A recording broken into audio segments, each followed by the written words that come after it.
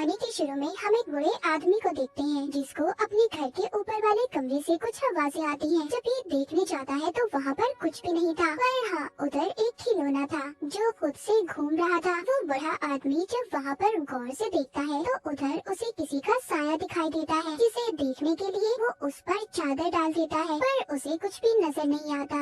लेकिन कुछ ही देर बाद वो साया उसके सामने आ जाता है, जिसे देखकर बूढ़ा आदमी बहुत ज्यादा डर गया था और वो चादर में छुपा साया उस पर हमला करके उसे मार देता है। फिर हमें कुछ सालों के बाद का सीन दिखाया जाता है। हम एक कपल को देखते हैं। एलिसन अपने बचपन के घर में अपने हस्बैंड के साथ रहने के लिए आई थी। एलिसन अपने डैड की मौत के बाद पहली बार अपने घर में आई थी। उसे अपने पुराने घर में आकर बहुत अच्छा लग रहा था। उसकी पुरानी यादें ताज़ा हो गई थी। उसका हस्बैंड रिचर्ड उससे कहता है कि अगर तुम्हें यहाँ पर रहना अच्छा नहीं लग रहा तो हम शहर में भी शिफ्ट हो सकते हैं, क्योंकि ये घर शहर से बहुत दूर था। एलिसन का एक बेटा भी था। रात को एलिसन को अजीबोगरीब सपने आ रहे थे, जिस वजह से वो स्लीप पैरालिसिस में चली गई थी। मतलब वो नींद में तो नहीं थी, पर वो अपने जिस्म को भी नहीं हिला पा रही थी। असल में ये उसकी बचपन की बीमारी थी। उसका हस्बैंड उसे शांत करता है। बचपन में उसके डैड उसे इस बीमारी से निकाला करते थे। एलिसन को ये बात समझ नहीं आई थी कि ये उसकी कोई बीमारी है या उसके साथ कुछ वाकई अजीब है, क्योंकि जब भी वो ऐसी हालत में होती थी तो एक औरत उसको दूर खड़ी दिखाई देती थी जो सिर्फ उसी को देखती रहती थी। बचपन में भी उसके साथ बिल्कुल ऐसा ही होता था। उसके डैड उसको समझाते थे कि इसमें कुछ हकीकत नहीं है,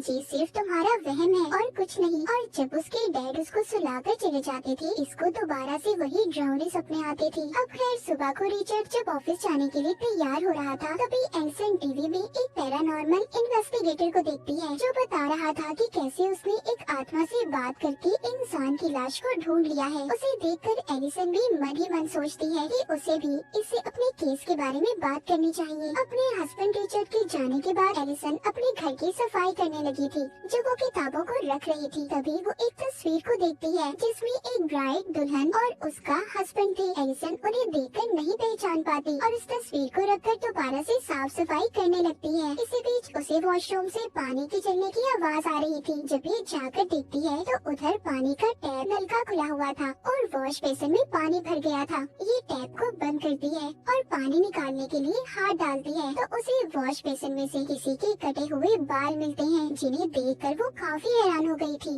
कि वो बाल यहाँ पर कैसे आए। तभी एलिसन को अपने बच्चे के रोने की आवाज आने लगी थी। ये जाकर अपने बच्चे को चुप करवाती है तो तभी उसकी नजर ऊन के धागे पर पड़ती है जो बॉल की तरह लिपटा हुआ था। उसे देखकर इसे याद आता है कि ऐसा धागा उसने अपनी मॉम के हाथ में भी देखा था, क्योंकि उसकी मॉम टेलर दर्जन थी। रात को एलिसन जब रिचर्ड के साथ खाना खा रही थी तो रिचर्ड बताता है कि मुझे बिजनेस के सिलसिले में कुछ दिन के लिए शहर से बाहर जाना होगा। ये सुनकर एलिसन को बिल्कुल भी अच्छा नहीं लगता। वो कहती है जरूर, तुम्हारी सेक्रेटरी भी तुम्हारे साथ जा रही होगी, क्योंकि पहले एलिसन का हस्बैंड अपनी सेक्रेटरी को पसंद करता था। एलिसन उसको मना करती है कि तुम मुझे ऐसे अकेले छोड़कर जाओगे, जिस पर वो कहता है बात समझने की कोशिश करो एलिसन, अगर मैं नहीं गया मुझे जॉब से निकाल दिया जाएगा। और एलिसन को गुस्सा था कि रिचर्ड अपनी सेक्रेटरी के साथ जा रहा है, जिस पर रिचर्ड उससे कहता है कि वो उसकी जॉब है, तुम समझने की कोशिश करो, मैं सिर्फ तुमसे प्यार करता हूँ, मुझ पर ऐसे शक मत करो। एलिसन अब बिना कुछ कहे ही अपने कमरे में चली जाती है। तभी उसे अपने सामने घूमता हुआ खिलौना दिखाई देता है। उसको देखकर एलिसन को अपने बचपन की याद आ गई थी कि कैसे ऐसे ही बचपन में ये इसके सामने आ गया था। जब इसने इस खिलौने का पीछा किया तो इसकी मॉम ने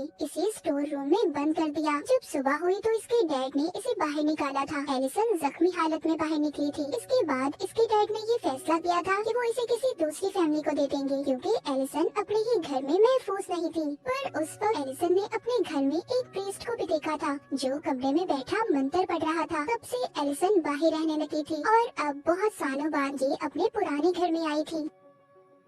सुबह को एलिसन के पास रिचर्ड आता है और अपनी रात के बर्ताव पर माफी मांगता है और एलिसन को समझाता है। कहता है देखो समझो, ये बिजनेस ट्रिप मेरे लिए बहुत जरूरी है। एलिसन भी उसकी बात को मान गई थी और उसे जाने देती है। जिसके बाद हम रिचर्ड को उसके ऑफिस में देखते हैं जो मीटिंग में अपनी ही सेक्रेटरी को देख रहा था। उधर घर में एलिसन बिल्कुल अकेली थी। वो रात को किताब पढ़ रही थी। अचानक से लाइट बंद हो जाती है। जब ये लाइट को ठीक करने जाती है तो उधर इसे अपने डैड का साया दिखाई देता है, जिसे देखकर एलिसन काफी डर गई थी और जल्दी से लाइट को ठीक करके चला देती है, पर वहाँ पर कोई भी नहीं था। जिसके बाद ये जल्दी से अपने बच्चे के पास जाती है, जिसको ये सही सलामत देखकर सुकून का सांस लेती है और फिर सोने चली जाती है। तभी थोड़ी देर बाद जब एलिसन की आंख खुलती है तो वो ये महसूस करती है कि अभी भी वो स्लीप पैरालिसिस में है। उसी वक्त उसी वॉकी टॉकी पर अपने बच्चे के कमरे में से आवाज आती है, जिसमें कोई कह रहा था कि वो उसके बच्चे को अपने साथ ले जाएगी। ये सुनकर एलिसन काफी डर गई थी। जब वो ठीक होती है तो अपने बच्चे के कमरे में जाती है और फिर रिचर्ड को कॉल करके इसके बारे में बताती है। रिचर्ड सुनकर कहता है कि ये तुम्हारा कोई वहम होगा, क्योंकि अक्सर तुम्हें डरावने सपने आते रहते हैं। रिलैक्स रहो और दवाई खाकर सो जाओ। रिचर्ड अभी भी अपनी सेक्रेटरी के साथ था। उधर अब रात को दोबारा से एलिसन को अपने ऊपर वाले कमरे से आवाज आती है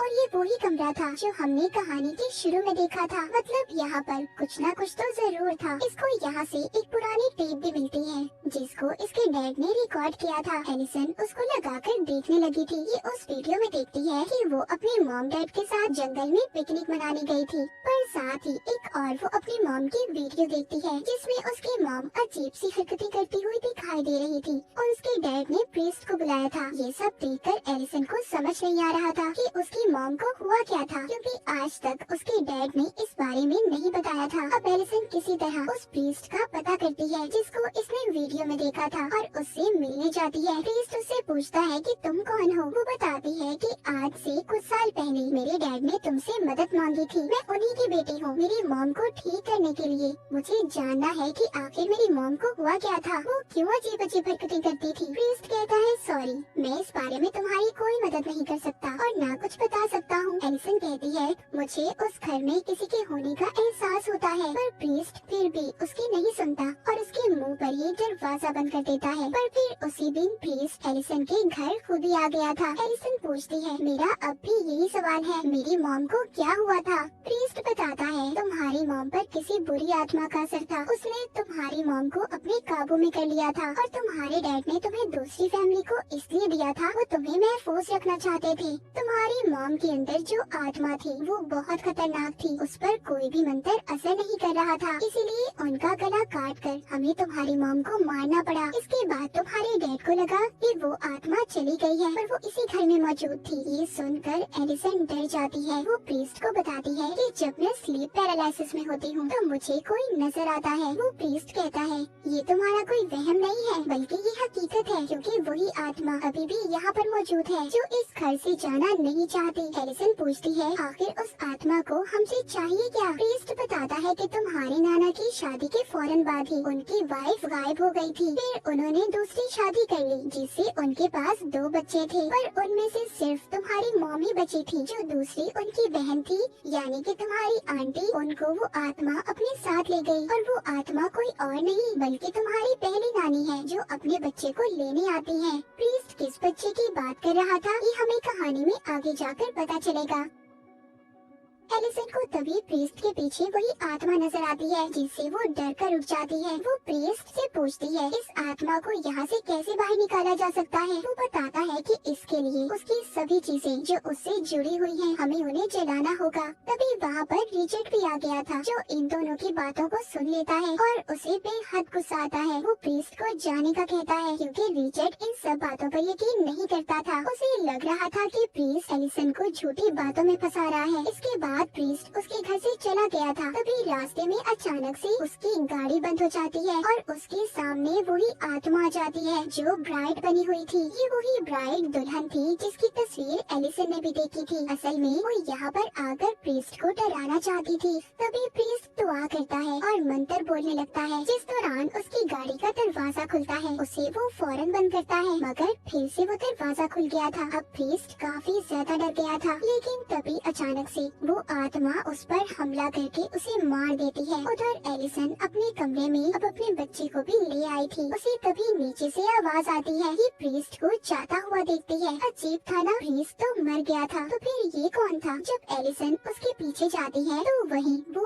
आत्मा उसे नजर आती है और उसे अपने साथ ले जाने लगी थी। जिस दौरान रिचर्ड जब उसके पास आता है तो आत्मा वहाँ से चली गई थी। जब ये दोनों कमरे में आते हैं तो इन्हें पता चलता है कि वो आत्मा अब इनके बच्चे को अपने साथ ले गई है। अब रिचर्ड पुलिस को बुलाता है अपने बच्चे को ढूंढने के लिए। उधर एलिसन भी ये जानती थी कि उसके बच्चे को एक आत्मा लेकर गई है जिसे पुलिस नहीं ढूंढ सकती। ये अब उसी पैरानॉर्मल इन्वेस्टिगेटर प्रीस्ट को कॉल करती है जिसको इसने पहले टीवी पर देखा था। ये एलिसन के बुलाने से उसके घर पर आता है और उन्हें एक जादुई क्रिस्टल बॉल दिखाता है। वो बताता है जब भी कोई आत्मा, कोई बुरी शक्ति इसके पास होती है, इसका रंग बदल जाता है और तभी इससे पता चलता है कि वहाँ पर कोई बुरी शक्ति है या नहीं। जब ये प्रीस्ट एलिसन के कमरे को देखता है तो उसे पता चलता है कि उसके बच्चे को सच में कोई आत्मा लेकर गई है।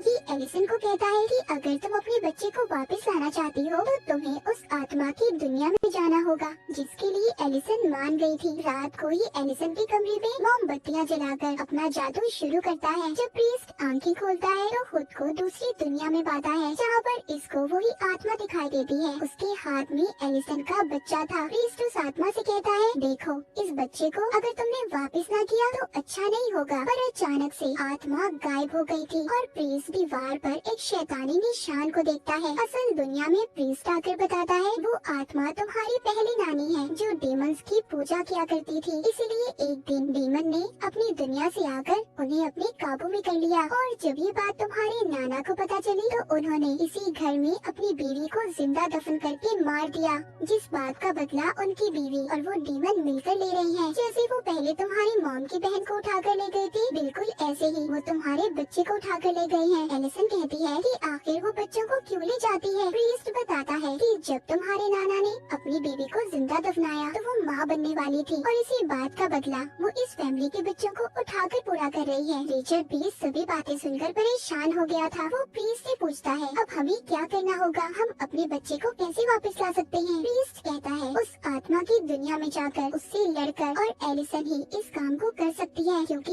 एक माँ की ताकत ही अपने बच्चे को बचा सकती है। ये कमरे में अब एलिसन को लिटा देते हैं और उसे लंबे लंबे सांस लेने का कहते हैं। ऐसा करते ही एलिसन दूसरी दुनिया में पहुंच गई थी जहाँ पर खुद वो एक बॉक्स में बंद पाती है। पर जैसे तैसे वो यहाँ से बाहर आकर अपने बचपन के कमरे में पहुँच गई थी जहाँ पर ये टीवी देख रही थी। वहीं पर इसकी मॉम इसके पास आती है और इसको दिलासा देकर कहती है सब ठीक हो जाएगा। एलिसन जब ये कहती है कि मैं जानती हूँ ये हकीकत नहीं है, तभी जो इसकी मॉम थी वो असल रूप में आकर उसका गला दबाने लगती है। उधर जो प्रीस्ट था वो रिचर्ड से अपना बैग लाने का कहता है ताकि ये सही वक्त पर एलिसन को उस दुनिया से बाहर निकाल पाए।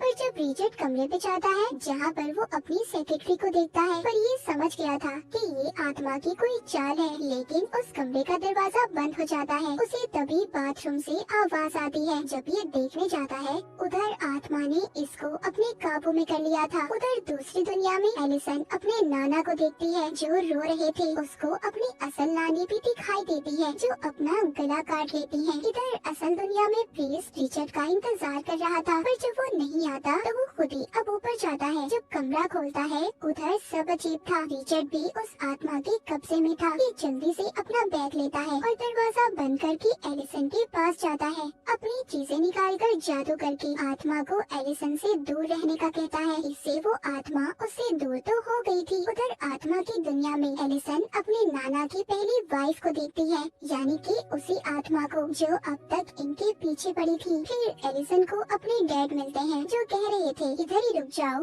पर एलिसन कहती है नहीं, मैं यहाँ पर सिर्फ अपने बेटे को लेने आई हूँ। उसके डैड इसको आगे का रास्ता बताते हैं और कहते हैं अपना ख्याल रखना। जब ये आगे जाती है तो अपने नाना को देखती है जो अपनी वाइफ को ले जा रहे थे और कब्र खोदकर उसे दफना देते हैं। इसकी नानी कह रही थी कि मैं माँ बनने वाली हूँ, मुझे मत मारो, पर वो उसको दफना देते हैं। जब एलिसन ये देखती है तो सोचती है उसका बच्चा उसे यहीं पर मिलेगा। जब ये कब्र खोदती है तो इसे अपना बच्चा मिल गया था। ये अब उसको असल दुनिया में ले जाने की कोशिश कर रही थी। यहाँ पर जब वो असल दुनिया में जाने वाली थी तभी वो आत्मा उसको पकड़ लेती है और अगले ही पल हम देख पाते हैं एलिसन अब अपनी दुनिया में वापस आ गई थी। एलिसन अपनी आंखें खोलते ही कहती है क्या मैं अपने बच्चे को ले आई? प्रीस्ट कहता है नहीं, पर तुमने अच्छी कोशिश की थी। तभी ये बच्चे की आवाज को सुनते हैं। जब ये जाकर देखते हैं तो रिचर्ड अपने बच्चे को खिला रहा था। प्रीस्ट ये देखकर खुश हो गया था था कि एलिसन की फैमिली अब पूरी हो चुकी है। कुछ वक्त के बाद दिखाया जाता है कि प्रिंस फिर से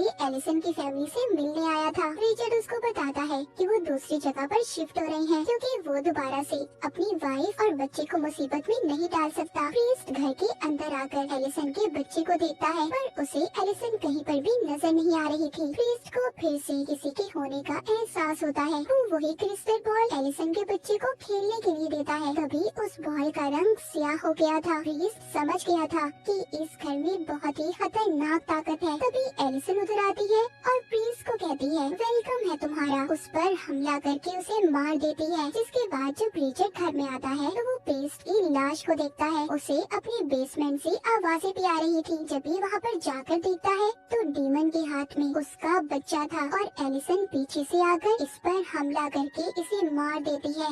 असल में उस आत्मा ने एलिसन पर अपना कंट्रोल कब्जा कर लिया था और कोई भी इस घर से ना जा पाए, इसीलिए एलिसन के अंदर आकर सबको मार रही थी। अब आगे एलिसन और उसके बच्चे के साथ ये डेड ब्राइड क्या करेगी और इसी सस्पेंस के साथ ये कहानी यहीं पर खत्म हो जाती है।